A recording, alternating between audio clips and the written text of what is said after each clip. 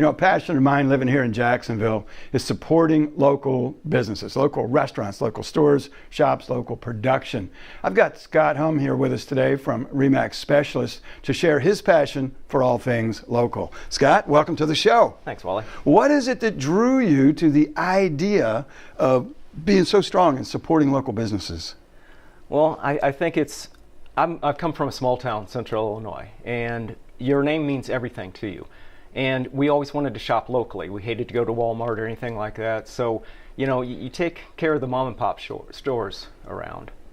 Now, I do the same thing here local as well as when I travel. I do everything imaginable to avoid a chain restaurant. To me, that's like blasphemy. It's the ultimate failure if I'm hungry and I can't find something that's unique to that town, that street, that neighborhood. That makes me feel really good. How about in terms of local products, local clothing or shoes? Do you drive your local passion all the way down to everything that you shop for? I won't say everything, because being in real estate, we have to buy signs and stuff, sometimes from out of town and everything. But when I do have local signs that I need made, I do shop right here in town. Shop local, that's a good thing.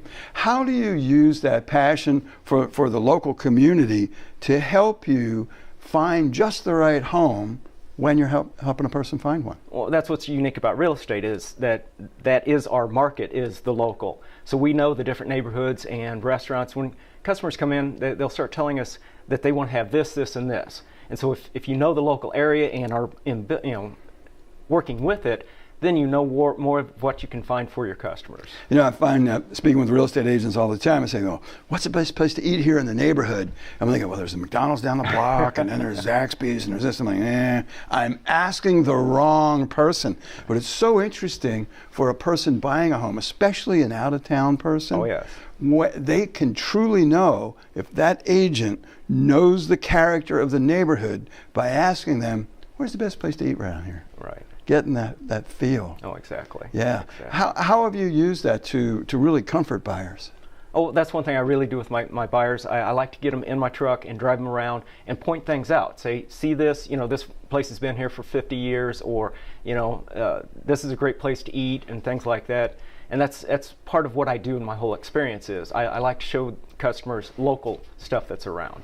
You know what I like about that too, Scott, if a person has a predisposed idea in their mind, especially a relocating person, of where they think they'd like to live, and you ask them, how do you like to live? Let me show you what's special. It could be they were actually predisposed to the wrong neighborhood. Well, and I hear that all the time. I have, with the websites, you can search everywhere in Duval County. People start looking for Jacksonville, and all of a sudden it's, all these houses, but it's an hour's drive from the farthest north to the farthest south. So you get them in the vehicle and start talking about them and show them some of the things. And if they start turning up their nose, you start knowing what they don't like. Right. And that makes it's easier to find out what they do like. Exactly. Yeah, it's getting that no response. That's probably more important than a yes response. Yeah. If we don't get the no's out of the way, we may get too many yeses and they end up in a home that wasn't quite the right neighborhood because we didn't find out what the no's were. Exactly. And that's another thing as far as the no's. It's not just in the house, it's in the neighborhood. So I drive them through the neighborhood and make sure that they know, is this a good fit for you? You probably also can help them quite a bit on determining what's the commute like from this neighborhood to wherever they may be working, because it so varies neighborhood to neighborhood. Google Maps, we'll stand in front of it and it's like, how long is it going to take me to get to NAS JAX? Well, let's just see. It's deceiving because you can be on the outskirts of the neighborhood and it takes you 15 minutes to get there. Right. But at the house, it may be back all the way at the end of the neighborhood on a cul-de-sac, and it takes you 15 minutes just to get up to the front of the neighborhood. Yep. So I do it from the house to wherever they work. Yeah, that's important, especially some of the larger neighborhoods. Yes. 20, 30 minutes just to navigate through. Well, I enjoy that and I respect that, and I'm really happy that you're doing these things to promote local businesses, to help people find the right neighborhood and get them integrated into the community, and makes the community better for us all. Exactly. I want to thank Scott Hum from RE/MAX for being with us this morning. You have a beautiful day.